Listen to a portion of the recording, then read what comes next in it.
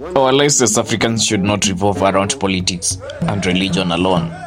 And this is why I decided to tell the story of this man. Kenyans who grew up in the 1970s and 1980s knew him, or probably heard about him. I'm talking about Patrick David Shaw, or simply Patrick Shaw, or Pat Shaw. He was a lone ranger, dreaded by many a thief for dealing with them squarely. Even Ahmed Rashid, who was arraigned in court for shooting two boys dead in his sleep for their involvement in crimes, could not come close. This man was law unto himself and was trigger happy. This is Retelling African History Channel on the myth and legend of Patrick Shaw. There's so much mystery surrounding Shaw's origins, thanks to misinformation that was at the time. But after perusing through reliable documents, I managed to establish his roots. He was born in 1936 in England to a father who was a doctor. The father would pass on when Shaw was tiny due to a tuberculosis infection. So it is safe to say that Shaw only experienced the immeasurable love of a mother. One thing that stood out for the young Shaw is that he was overweight. He would go to school and his peers would make fun of his weight, something which made him to become a bully as a defense mechanism. He even hated school, which was understandable given the level of trolling in schools at the time. At 19 years in 1955, Shaw came to Kenya and was employed in Rift Valley as an agricultural officer. 4 years later, Shaw would go to Nairobi, Kenya's capital city, to join Kenya's police reserve. With the training that he had, it was easy for him to join St. John Ambulance and later one of Kenya's most prestigious secondary schools, Starehe Boys Center. Those who studied at Starehe Boys Center at the time admit that Shaw was generous. He would take them to trips using his vintage Volvo 121 series. If you have been to Nairobi, you must have heard, saw or visited Nairobi National Park and the National Agricultural Show. That is where Patrick Shaw took his students. Patrick Shaw was not only strict but cheeky too.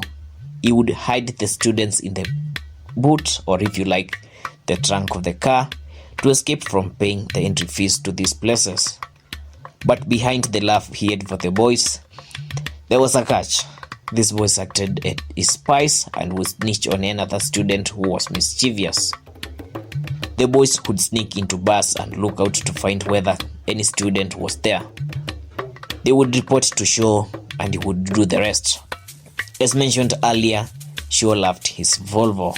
But what was so special in such a car that he could roll with a classic German car like the Mercedes or BMW?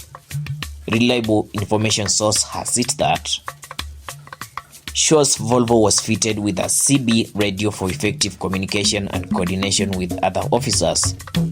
The driver's seat was also customized for him so that he could lie down and take a nap in the evening. Oh, did I tell you that Shaw was diagnosed with a glandular disorder, making it hard for him to lie down and sleep comfortably? So, Shaw would spend most of the evenings reading about wanted criminals and looking out for them. You could also bump into him reading FBI magazines, probably to equip himself better on spying and investigations. He was viewed as an omnipresent force that could track down robbers in the 1970s and 1980s when robbery in banks was so rampant.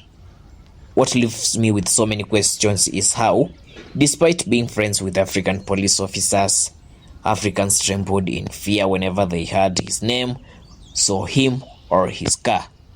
Any man 6 feet tall and weighing over 136 kilograms, that is equivalent to 300 pounds, would give you cold chills, especially when he has a .38 caliber pistol to his waist. The police officers who worked with Shaw at the time admit that, despite being a mere reservist, his contributions to thwarting crimes in Nairobi was unparalleled. Before his entry into the field, robbers were having a field day, from robbing banks to carjackings. Anytime a crime was committed within Nairobi, Pat Shaw would drive in immediately and neutralize the situation, more often than not, gunning down the criminals. Whenever a youth in Nairobi wanted to go hayway, their parents would scold them. be good or Pat Shaw's gonna get you, and they would change for good. And the same happened to hardcore criminals. Anytime they heard that Shaw was out looking for them, even if it were a lie, they would surrender themselves to him. There are numerous incidences involving hardcore criminals at the time, such as Wakinyonga and Gashui, who never lived to tell the tale after trying to open fire at Patrick Shaw. Shaw would eventually drop the .38 caliber for 9mm caliber for better accuracy and faster firing. Patrick Shaw's life was riddled with mystery as well as controversy. Some people accused him of brutality and murdering accused people instead of taking them to court. The second biggest controversy that Shaw courted was in the murder of J.M. Kariuki. According to tabloids, Shaw was seen walking with Kariuki the last time Kariuki was seen by the public eye.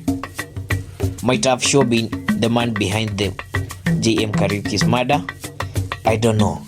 In 1988, Shaw dropped dead after an acute heart attack. Upon hearing about Patrick Shaw's death, pimps, robbers and prostitutes lined up to confirm if indeed he was dead. Although his death was linked to a heart attack, some people claim that he was poisoned by the government for knowing so many secrets about it. I don't really know how true this accusation is.